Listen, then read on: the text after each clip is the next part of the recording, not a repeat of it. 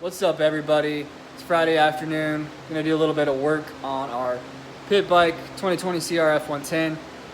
As you guys can see, we have quite a bit of mods on it already. So I recently did the JTI Corso skid plate cover, the kickstand, as well as put the Yoshimiri exhaust on it.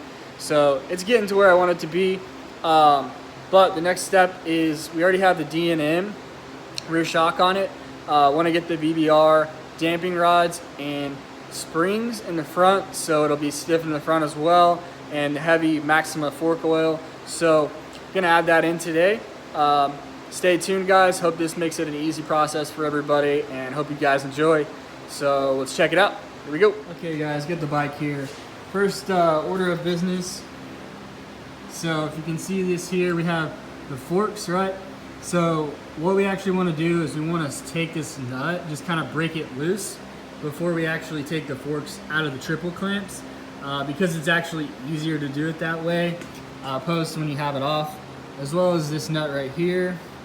So we're going to take both of those off first, and then we'll take the forks actually off the bike. Alright, y'all, so as you can see, got the handlebars out of the way so we could break these guys loose. So I went ahead and got those both loose.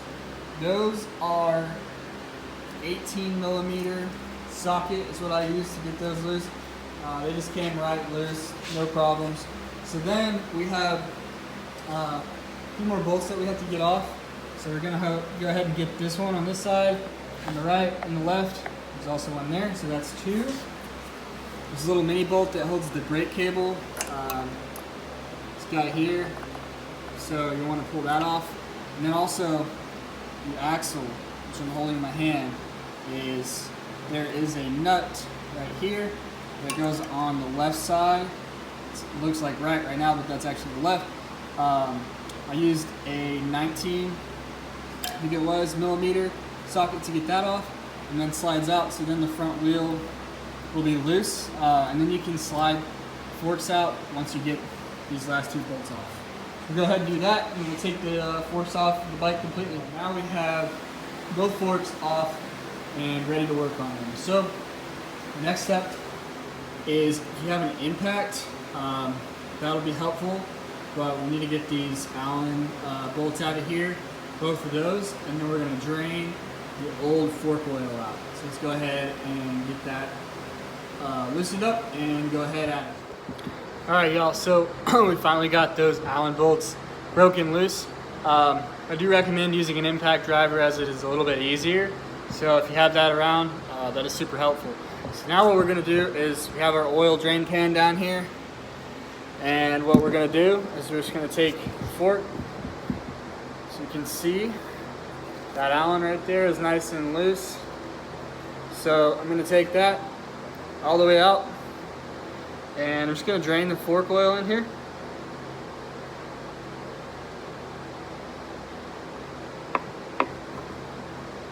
Got that boy out. And I'm just going to let it drain. We're going to do this to both sides. It does take a little bit, so you just kind of have to be patient. Alright, y'all. So it's time to go ahead and take this fork apart, get the springs out, the damping rods, switch the damping rods, the springs, put the oil back in. So first thing is, like I said, we already loosened the caps off when we had the forks on the bike still, but now we're just going to make sure they get all the way loose. So this is actually a 17 millimeter, not an 18, so I correct myself there. This is a 17 millimeter socket, so be mindful.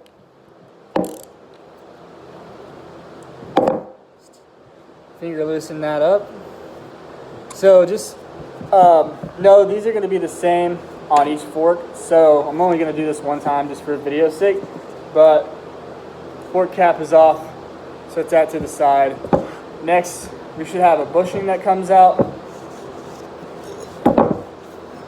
longer bushing to the side. Mind you, I'm doing this on top of a towel, or a paper towel, just to kind of catch the oil, but I am going to have to dump some of the oil out into the actual pan. So that's what I'm going to do right now. just for cleanliness sake. Alright, so first thing that came out was the spring with the washer on the top. And then we had the damping rod, which had rebound spring on it at the bottom. So that's the entire assembly of the fork on the inside. So there's not a lot to it, but it is important that you take it all out properly and make sure that you set all the parts aside so that you do keep them in order. Yeah, so that's the disassembly. Now we are going to grab the new springs, the new damping rods, and get this bad boy put together. I'll check it out real quick, just a side by side. This is our stock damping rod. This is our BBR damping rod. Then we have our stock spring, our BBR spring. So real quick, we're going to go ahead and reassemble everything back into this fork tube. The way it's going to go is this plastic piece here. We're actually going to take that off of the stock one, putting onto the new damping rod. And you're going to take the rebound spring and put it onto the new damping rod as well. So then, take new damping rod, fork tube. You're going to slide it in with the rebound spring all the way into your tube to where you hear it at the bottom. Then next, you're going to put your new spring in the top of the fork tube. So,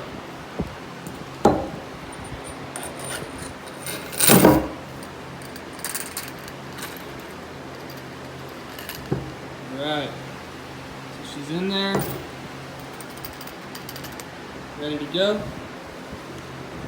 Now, next thing we're going to do, we're going to grab the spacer that came with your BBR springs. Alright, the video here. Try to get these bad boys out. There we go. So grab that just to have it handy. You're going to take the washer that came out. You're going to put it in at the top. Then you'll put your new bushing in.